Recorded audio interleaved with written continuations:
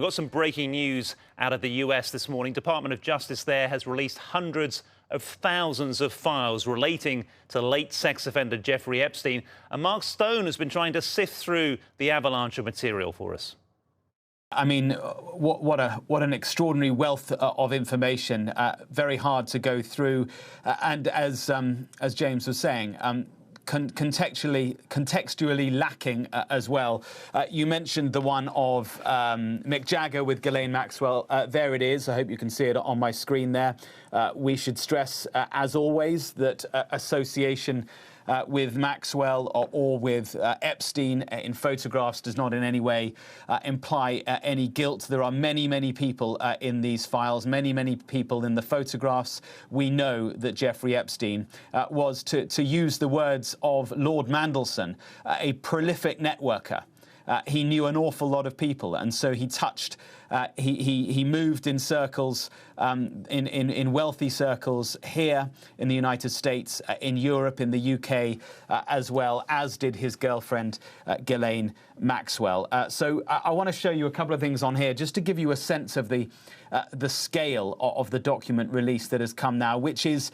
It is literally the release of the Epstein files that people have waited for so long for, and yet it is still not all of them. The Department of Justice has said many more will come. So the Epstein Library, as it's being labelled here on the Department of Justice website, has got many different sub-files within each of those, many more sub-files, and us, and I imagine pretty much every newsroom in the world is now going through them. I've gone into this one because there's some video in here which is interesting.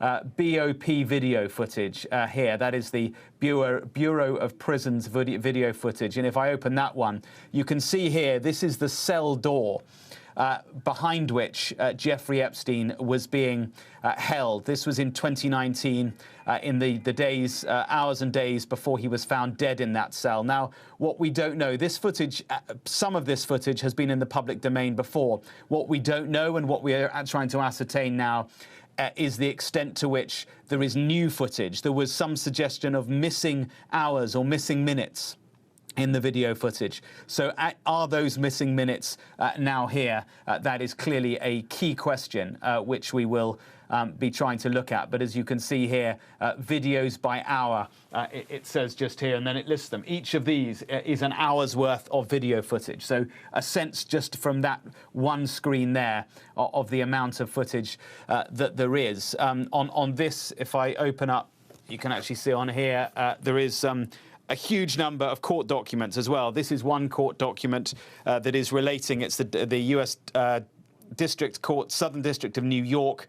It is court documents relating to a court case involving Virginia Giuffre, of course, once Virginia Roberts, that woman now deceased, took her own life, who was photographed famously, infamously, from Prince Andrew's perspective, with Prince Andrew and with Ghislaine Maxwell in London many years ago. This is a court document, the one I just showed you there, a court document relating to Virginia Giuffre and Ghislaine Maxwell. Now, we know that the Southern District of New York recently unsealed a wealth of new court documents that had been, until that point, unavailable for the public to see.